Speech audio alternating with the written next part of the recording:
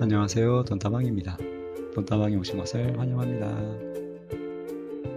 오늘은 대조 1구역 힐스테이트 메디알레 분양을 앞두고 분양가와 안전마진에 대해 한번 살펴보도록 하겠습니다.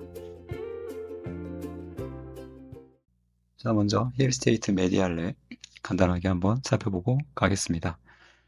최근 기사가 났죠. 현대건설에서 대조 1구역 2451가구 힐스테이트 메디알레란 아파트를 분양을 합니다.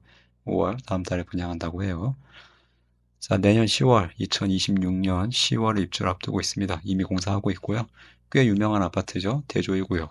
왜냐면 여기도 작년에 공사가 한 6개월 정도 스탑이 됐었죠. 네, 둔촌주공에 비해서는 이목을 좀 받지 못했지만 이 대조 1구역도 네, 유치권 행사가 들어가면서 좀 조합과 시공사 간의 갈등이 좀 있던 곳이었습니다. 다행히 갈등이 원만히 좀 해결되어서 다시 공사가 재개됐고요. 지금 분양까지 하고 있는 상황입니다. 네, 일반 분양 물량은 전체 2,400가구 중에 한 20% 정도 수준이네요. 483가구가 나옵니다.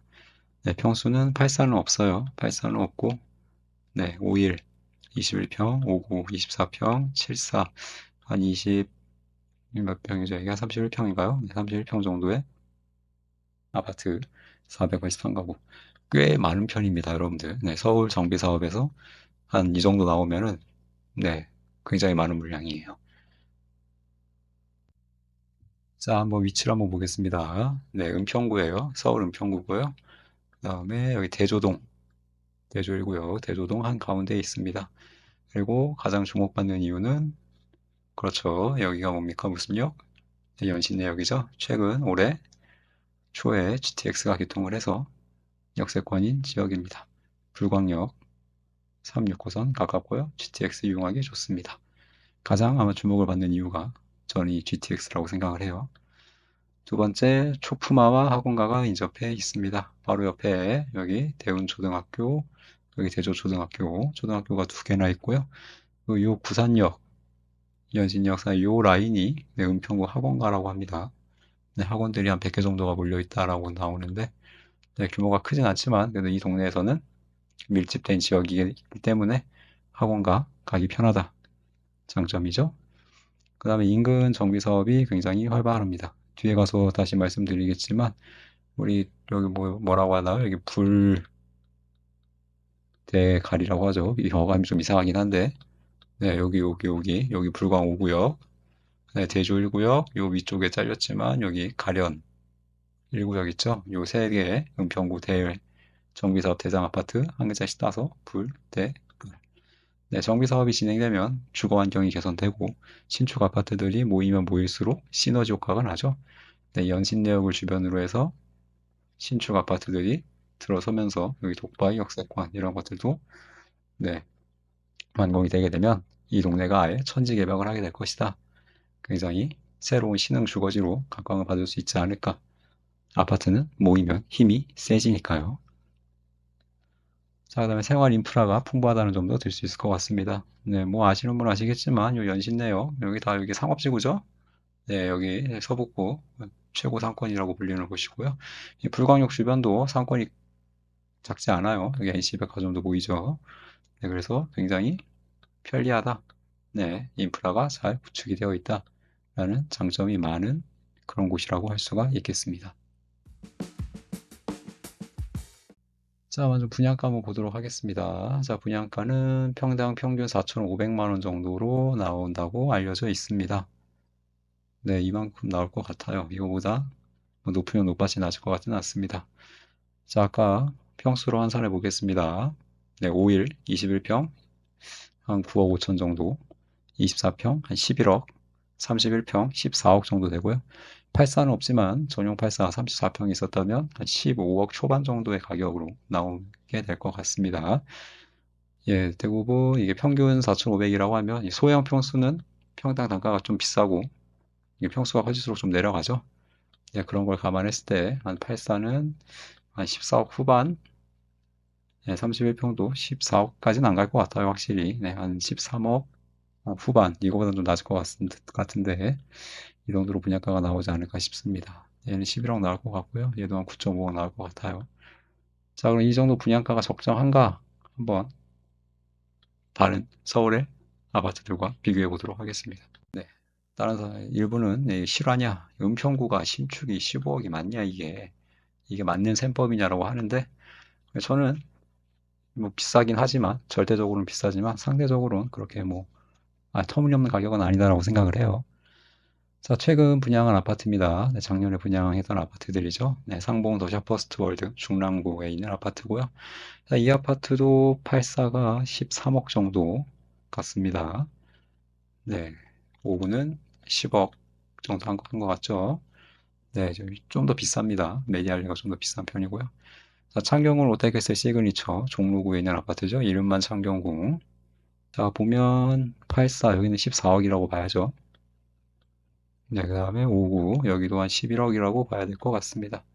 네, 24평 거의 비슷하고요. 34평도 이 정도면 거의 뭐 동급이라고 봐야 되겠죠. 네, 거의 비슷하게 나왔다. 좀 더 비싸고 동급이고 힐스테이트 등촌역. 여기는 어떻게 가격을 매겨야 될까요?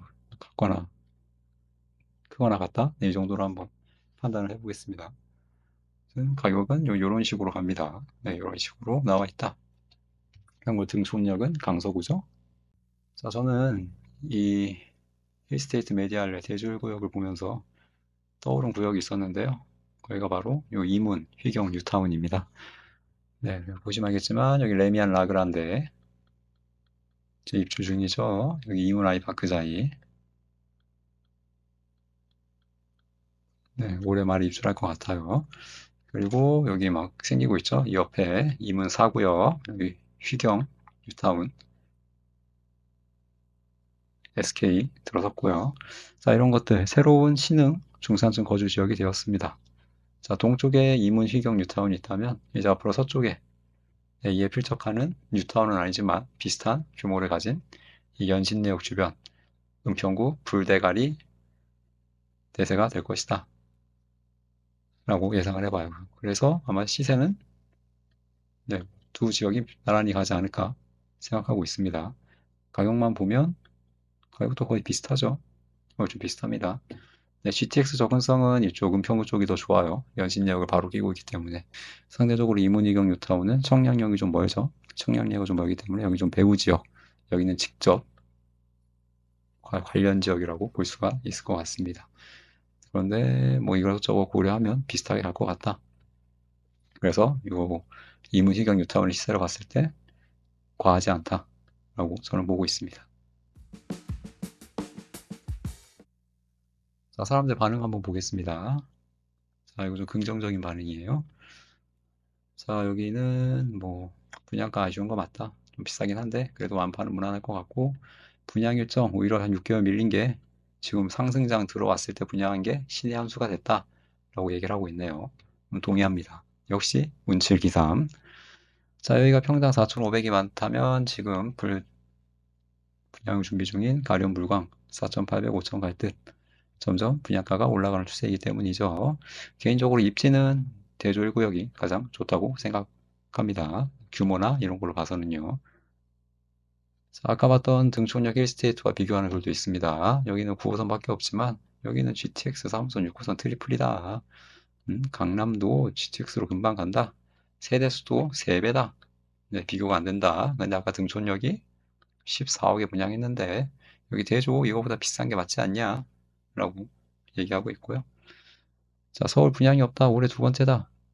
사실은 세 번째입니다. 네, 방배동, 원페렐라가 첫 번째고 그쪽에 지금 거기 황학동 쪽이죠. 청계 노르웨이 숲이 두 번째, 세 번째 분양이 예상이 되고 있는 곳입니다. 진짜 물량이 없네요. 너무 귀합니다. 오를 수밖에 없을 것 같아요. 공급이 너무 없어서. 자, 좀 부정적인 반응도 한번 가져와 봤습니다. 자, 서울 끄트머리, 은평구 치고 너무 비싸다.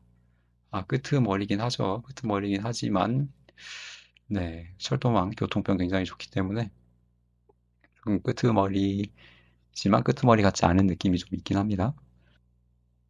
자, 여기 내 안전마진을 생각하는 것 같아요. 내가 15억에 들어가면 이게 2, 3억 올라야 내가 먹을 게 있는데 이 정도면은 다른 데서 찾아야 되지 않냐? 있긴 있어서 뭐 괜찮은 동네가 될 것 같다. 하지만 너무 비싸다라는 의견인 것 같습니다. 뭐 타당한 의견이라고 생각을 해요. 그리고 은평구로 전입까지 올 생각이 있느냐? 들어올 사람 좀 있을 거라고 생각합니다. 네, 서울 평지 대단지 브랜드 역세권 신축 귀합니다. 네, 수요는 많아요. 자, 15억, 34평 신축 15억이라고 가정을 해보고 갈 만한 데를 한번 찾아봤습니다. 최대한 비슷한 평수 30평대로 한번 맞춰봤고요. 첫 번째로 찾아본 데가 옥수역 인근 구축입니다. 네, 이거는 실거래가이기 때문에 실거래가 평균이라서 요즘 호가가 많이 뛰었죠. 이거보다 한 1억 정도 비싸다고 사실 보셔야 됩니다. 네, 비싸네요. 옥수 진짜. 와. 자, 다음은 광장동. 네, 광장동 일대의 학군지죠. 네, 구축도. 네, 15억, 16억 정도 하고 있습니다. 그리고 여기는 명일동. 네, 5호선 고덕역 근처에 명일동 구축 아파트들이 비슷한 시세를 보이고 있고요. 네, 위례죠. 네, 위례. 나름 위례에서 대장 지역이라고 하는 요 위례 중앙역. 네, 예상되는 요 주변 핵심 지역도 가격이 비슷합니다. 네, 참 위례는 참 안타깝습니다.